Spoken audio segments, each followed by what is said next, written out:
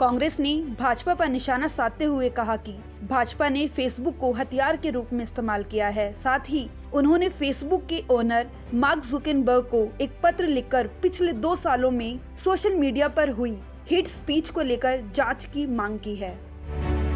मेरी बात की शुरुआत ये बात कह के करूंगा कि बनाकर फेसबुक को हथियार भाजपा ने किया नफरत का व्यापार। पिछले 2 साल से साथियों रिपोर्ट आ रहे हैं कि किस प्रकार से फेसबुक पे जो कंटेंट आ रहा है, वो फेक न्यूज़ की बात हो, वो नफरत फैलाने वाली कंटेंट की बात हो, उसको कंट्रोल नहीं किया जा रहा है। करीब हम बात करें 2 साल पहले, चुनाव के पहले, 2019 के चुनाव के पहले पहली रिपोर्ट इंटरनली आई थी कि 40% वृद्धि फेक न्यूज़ और हेट स्पीच के अंदर फेसबुक में हुई थी।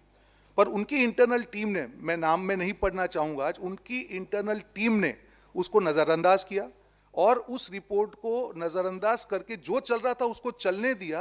और जो उनका बजट था, जो 87% बजट जो कंटेंट आइडेंटिफिकेशन का था, वो सिर्फ 9%, सिर्फ अंग्रेजी जो 9% कंटेंट है उसके लिए यूज हो रहा था, उसको भी उन्होंने 15% कम कर दिया। अगस्त 2019 में वो बजट को 15% कम किया गया। दिसंबर 2019 में जो हेट स्पीच और फेक न्यूज की जो कंटेंट वो 80% बढ़ गई। ये बहुत गंभीर इश्यू है साथियों कि जिस प्रकार से फेसबुक ने अपने आप को भाजपा का हथियार बनने दिया गया और उस हथियार की कीमत आज ये रहा है कि देश के हर नागरिक के तक नफरत जारी है, फेक न्यूज आ रहा है। आज़ादी के हमारे जो लीडर हो, महात्मा गांधी जी की बात हो, जवाहरलाल नेहरू जी की बात हो, आज भी आप देखिए फेसबुक में किस प्रकार के फेक न्यूज आ रहे हैं।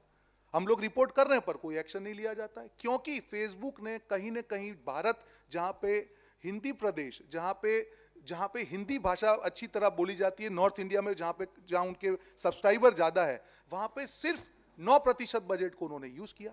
तो क्या होगा, आप हेट स्पीच को कैसे पकड़ेंगे? तो 2 साल में जो प्रकार के इंसिडेंट्स रोज आ रहे हैं, मुझे लगता है कहीं ना कहीं भाजपा ने फेसबुक को जो हथियार की तरह यूज किया है और फेसबुक को अपने आप को हथियार की तरह यूज करने दिया गया है। जो फेसबुक के एम्प्लॉय का कल का रिपोर्ट मैं पढ़ रहा हूं, आज 3 एम्प्लॉय ने कहा कि इंटरनल रिपोर्ट में हमने रेज किया कि ये हेट कंटेंट बढ़ रही है, फिर भी कोई एक्शन नहीं लिया गया।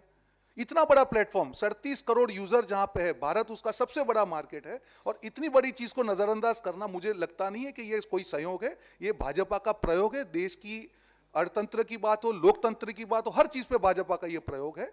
तो आज आपके सामने फेसबुक से हम मांग करते हैं कि इसकी एक इंडिपेंडेंट इंक्वायरी हो।